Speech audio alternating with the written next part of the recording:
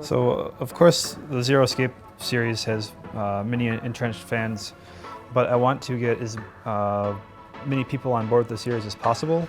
And so we felt that one of the main barriers of entry to the series was the visual novel aspect of it, like you're like reading a book.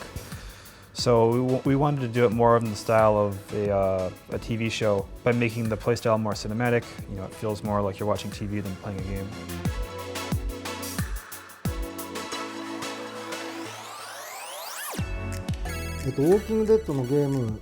Yes, I did play Walking Dead series, and I was inspired by it in a way. But there are also other games within Japan that use a similar type of 3D cinematic style. For example, there's the title called Time Travelers by Level 5. But other than Walking Dead, I haven't really played many Western adventure games.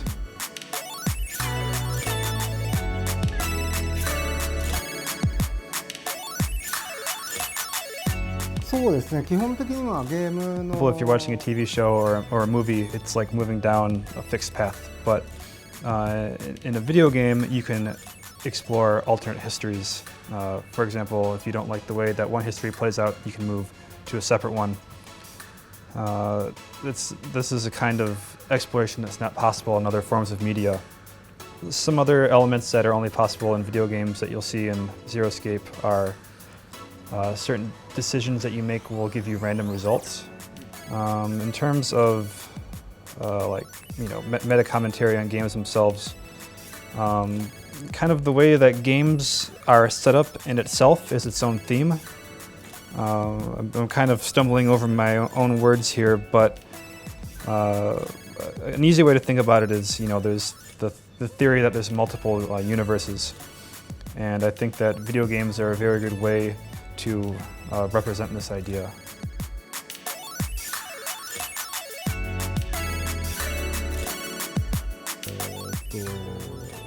You kind of play the game through the selection of different fragments, and so because of that, the timeline is all screwed up, and you don't know where you are, and the player themselves doesn't know what's going on, and the characters don't know what's going on, and because you're jumping around these timelines, you would run into situations where the characters would be talking about events that the player hasn't seen yet, and so as a player, it kind of, it's upsetting because you're like, what are you talking about? I don't know what's going on. So in order to put the players and the characters on an even playing field, we decided to use the memory wipe idea. This makes it easier to emphasize with the characters' feelings. There's also a deeper meaning as to why we use the memory wipe, but that would go into spoiler territory, so I'll end it there.